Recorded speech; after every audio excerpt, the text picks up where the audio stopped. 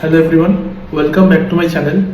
আজকে কথা বলবো সানি দেওয়ালের রিলিজ করা নতুন সিনেমা জাট নিয়ে, যেটা এই বছরই থিয়েটার্সে এসছে এবং এখন নেটফ্লিক্সে অ্যাভেলেবেল। তো এই সিনেমাটা ডিরেক্ট করেছেন গোপীচাঁদ মালিনেনি, যিনি তেলেগু ইন্ডাস্ট্রির একজন পরিচিত নাম। এবং যদি এক কথায় রিভিউ দিই তাহলে সত্যি বলতে হবে সাউথ ইন্ডিয়ান ডিরেক্টরসরা সানি দেওয়ালের ক্যারেক্টারটা খুব ভালো করে বোঝেন, বা তিনি যেরকম সিনেমা করেন, মেইন স্ট্রিম মাস একটা কমার্শিয়াল অ্যাপ্রোচ সিনেমা তারা কি করে বানাতে পারবে। শুরুতেই বলে রাখি, অ্যাজ এ 90s কিড আমি সানি দেওয়ালের অনেক সিনেমাই দেখেছি, এবং সেইখান থেকে আমার যে আইডিয়া হচ্ছে তার স্ক্রিন প্রেজেন্সের জন্য একটা সিনেমা হিট হয়ে যেতে পারে। সাউথ ইন্ডিয়ান ফিল্ম ইন্ডাস্ট্রিতে এরকম অনেক অ্যাক্টর রয়েছেন যারা এরকম মাস বা মশালা ফিল্ম অ্যাপ্রোচে বিশ্বাস করেন।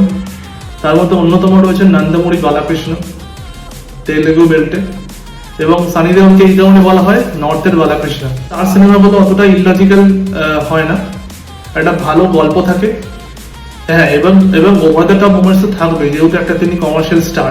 তবে রিসেন্টলি কিছু বছর ধরে সানি দেওয়ালের সিনেমা এরকম ভাবে আমার দেখা হয় না। লাস্ট ভালো কাজের মধ্যে তার চুপ বলে একটা সিনেমা বেরিয়েছিল, সেটা একটা অন্য টাইপের সিনেমা, যেখানে দুলকার সালমানও ছিল।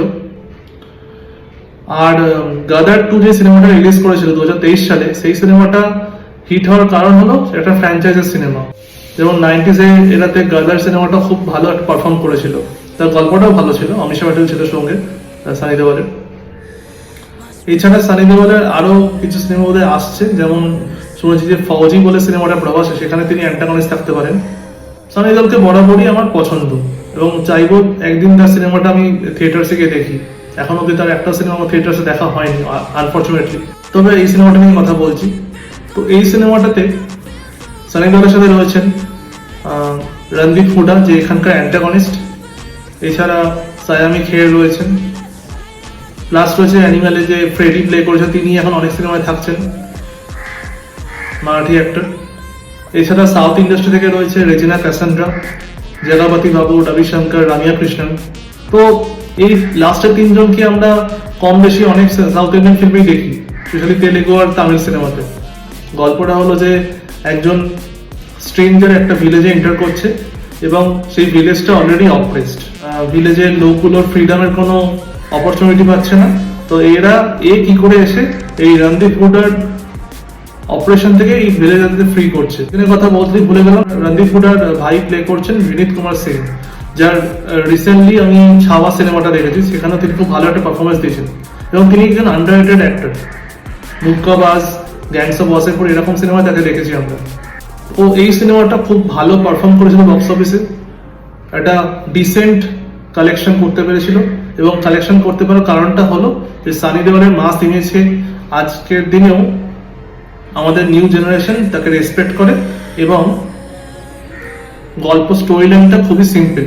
যেই টুইকিং গুলো করা হয়েছে সেই টুইকিং অডিয়েন্সের এক্সপেকটেশনের সাথে যায়, এবং খুব একটা জটিল টুইস্ট রাখা হয়নি, যেটা অডিয়েন্সরা একদম ইন্টারপ্রেট করতেই পারবে না। অ্যাট দ্য সেম টাইম একটা সাসপেন্সও রয়েছে, যে এই প্রোটাগনিস্টের যে আইডেন্টিটি সেটা সম্বন্ধে আমরা বা ভিলেজের কেউই জানতে পারছে না। সেটা জানা যাচ্ছে সিনেমার একদম লাস্ট ফেজে বা ক্লাইম্যাক্সের কাছে গিয়ে, যে অ্যাকচুয়ালি কে।